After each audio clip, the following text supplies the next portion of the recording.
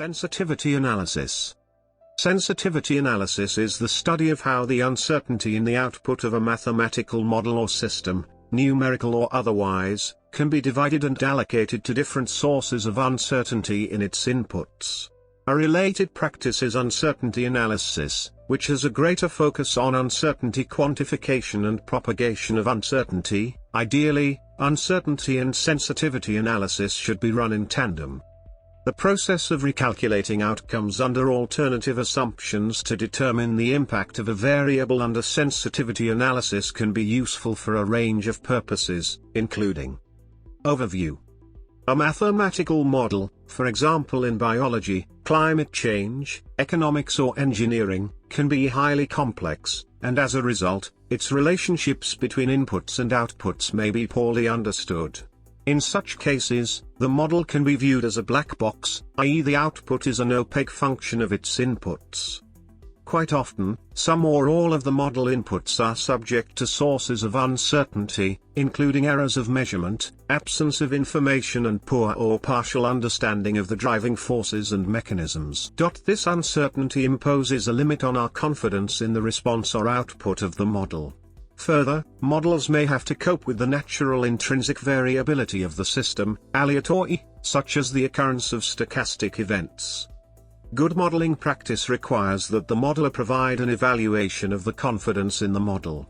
This requires, first, a quantification of the uncertainty in any model results, uncertainty analysis, and second, an evaluation of how much each input is contributing to the output uncertainty.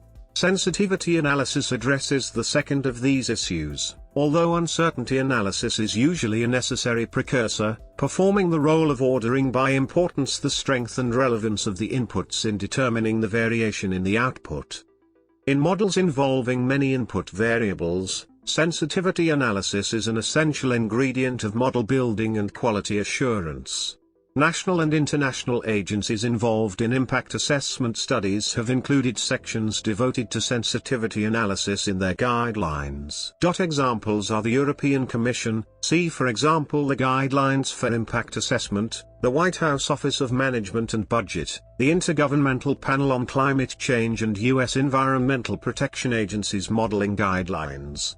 In a comment published in 2020 in the journal Nature, 22 scholars take COVID-19 as the occasion for suggesting 5 ways to make models serve society better.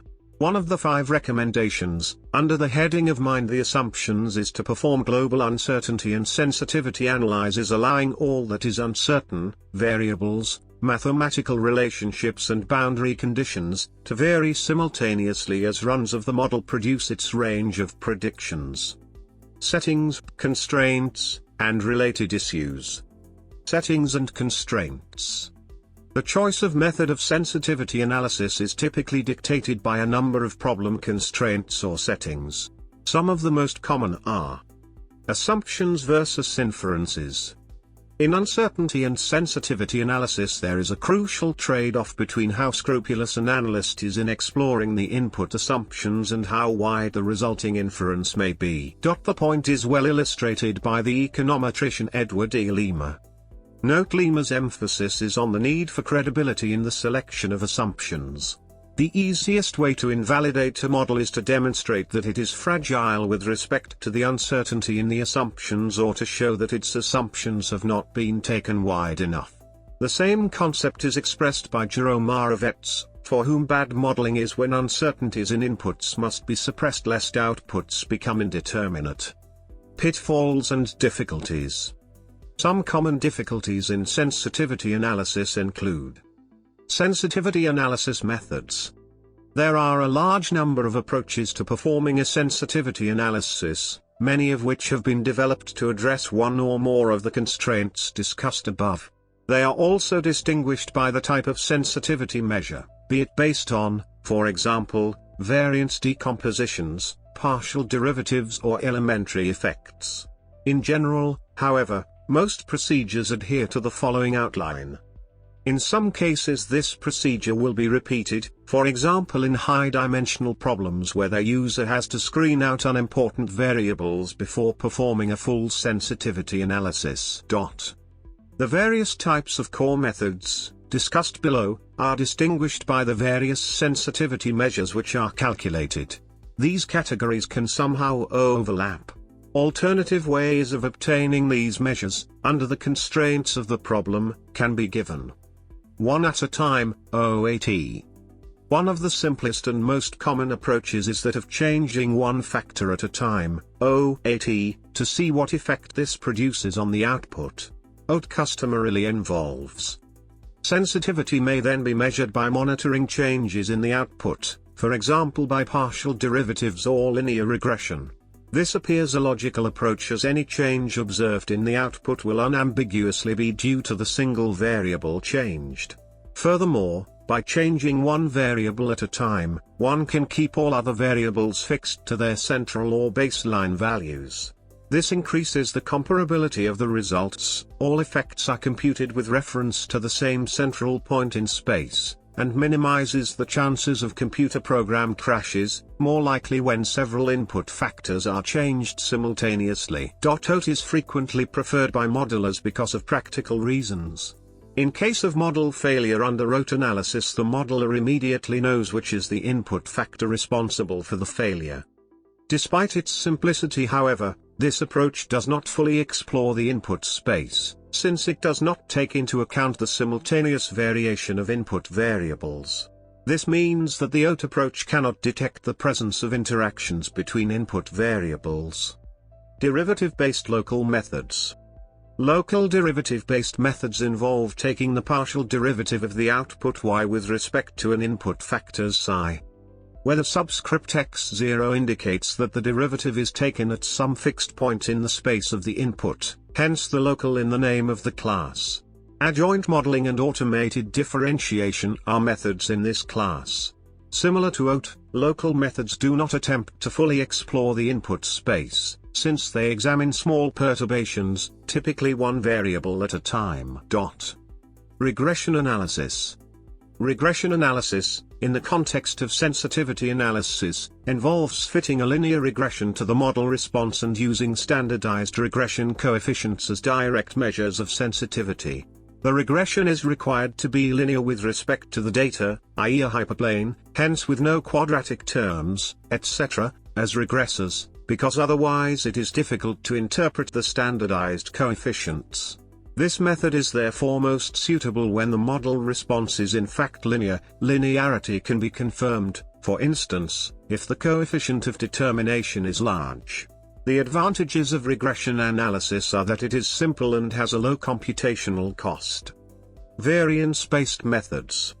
Variance-based methods are a class of probabilistic approaches which quantify the input and output uncertainties as probability distributions, and decompose the output variance into parts attributable to input variables and combinations of variables. The sensitivity of the output to an input variable is therefore measured by the amount of variance in the output caused by that input. These can be expressed as conditional expectations, i.e., considering a model y equals fx for x equals x1, x2, xk, a measure of sensitivity of the ith variables I is given as, where var and e denote the variance and expected value operators respectively, and xi denotes the set of all input variables except psi. This expression essentially measures the contributions I alone to the uncertainty, variance, in y, averaged over variations in other variables, and is known as the first-order sensitivity index or main effect index. Importantly, it does not measure the uncertainty caused by interactions with other variables. A further measure, known as the total effect index, gives the total variance in y caused by xi and its interactions with any of the other input variables. Both quantities are typically standardized by dividing by var y. Variance-based methods allow full exploration of the input space, accounting for interactions, and nonlinear responses. For these reasons they are widely used when it is feasible to calculate them. Typically this calculation involves the use of Monte Carlo methods, but since this can involve many thousands of model runs, other methods, such as emulators, can be used to reduce computational expense when necessary. Note that full variance decompositions are only meaningful when the input factors are independent from one another. Variogram analysis of response surfaces, VARS. One of the major shortcomings of the previous sensitivity analysis methods is that none of them considers the spatially ordered structure of the response surface/output of the model y equals fx in the parameter space.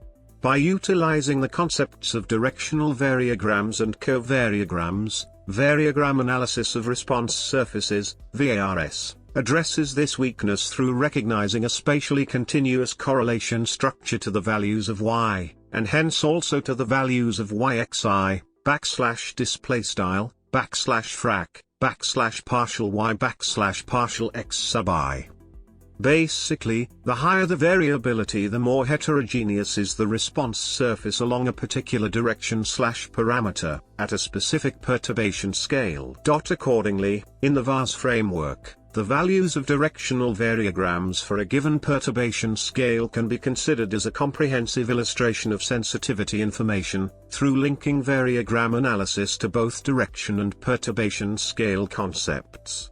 As a result, the VARS framework accounts for the fact that sensitivity is a scale-dependent concept, and thus overcomes the scale issue of traditional sensitivity analysis methods. More importantly, VARS is able to provide relatively stable and statistically robust estimates of parameter sensitivity with much lower computational cost than other strategies, about 2 orders of magnitude more efficient. Noteworthy, it has been shown that there is a theoretical link between the VARS framework and the variance-based and derivative-based approaches. Screening. Screening is a particular instance of a sampling-based method.